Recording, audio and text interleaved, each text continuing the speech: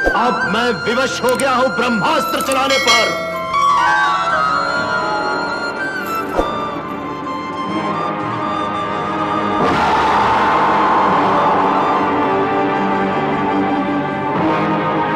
हे ब्रह्मदेव, मेरे सारे अस्त्र इस समय विफल हो गए हैं, इसलिए मैं अब आपका ब्रह्मास्त्र चलाने पर विवश हो गया हूं।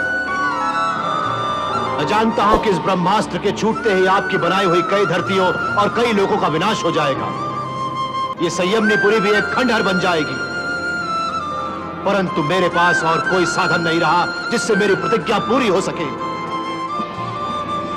इसलिए हे देव, मुझे क्षमा कर देना।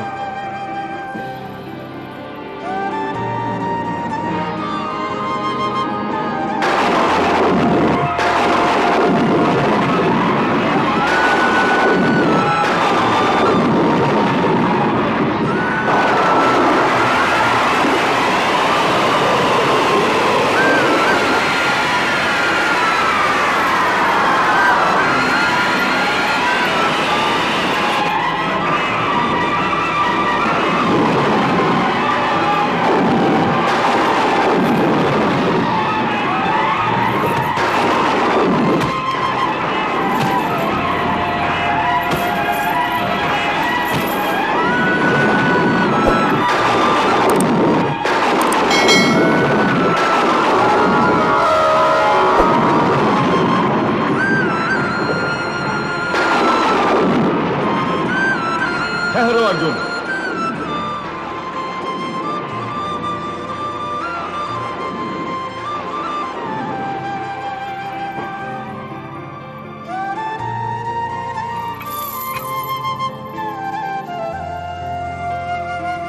प्रणाम है धर्मपिता। तुम्हारा कल्याण हो वत्स। परंतु ये क्या करने जा रहे थे? ब्रह्मा की सृष्टि का विनाश किस लिए? एक ब्राह्मण बालक के लिए? हे धर्मपिता, यह केवल एक ब्राह्मण बालक का प्रश्न नहीं है, यह मेरी प्रतिज्ञा का प्रश्न है। और अपनी प्रतिज्ञा की पूर्ति के लिए जो भी बाधा मेरे रास्ते में आए, उसे मिटा देना मेरा धर्म। धर्म की बात करते हो तो ये क्यों भूल गए कि किसी एक धर्म का पालन करने के लिए उससे भी बड़े धर्म का बलिदान नहीं किया जाता। उससे भी बड़ा धर्म? हां, किसी भी मानव को ब्रह्मास्त्र समस्त लोगों के कल्याण और धर्म की स्थापना के लिए प्रदान किया जाता है। इस प्रकार अपने स्वार्थ के लिए, सृष्टि का विनाश करने के लिए नहीं।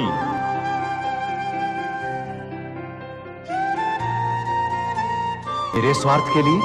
निश्चय ही। इस समय तुम केवल अपने एक छोटे से स्वार्थ के लिए उस महाविनाशक शक्ति का प्रयोग करने जा रहे थे। तुम्हारा स्वार्थ है तुम्हारी प्रतिज्ञा, और उस प्रतिज्ञा को पूरी न करने की कीमत है तुम्हारे जीवन की आहुति। इसका अर्थ है कि केवल अपना एक जीवन बचाने के लिए तुम कई सृष्टियों में हाहाकार मचा देना चाहते थे। क्या इसे धर्म पालन कहते हैं? जहां दो धर्म टकराएं, वहां वही रास्ता अपनाओ जिससे बाकी संसार का कल्याण हो। आप मुझे उपदेश दे रहे हैं, परंतु यमराज को आज्ञा क्यों नहीं देते कि वो उस ब्राह्मण पुत्र को मुझे जीवित लौटा दे? मैं यमराज को यह आज्ञा नहीं दे सकता। क्यों? क्योंकि जीवन और मृत्यु पर हमारा अधिकार नहीं है।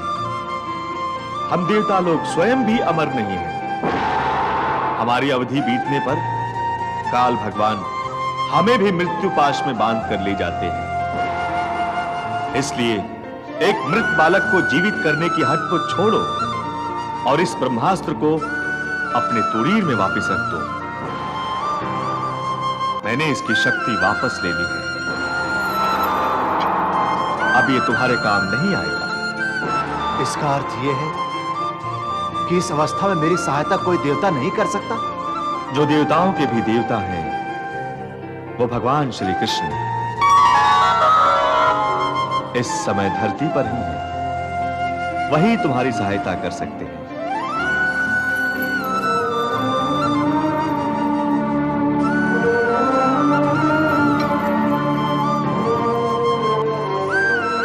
तुम्हारा कल्याण हो वत्स।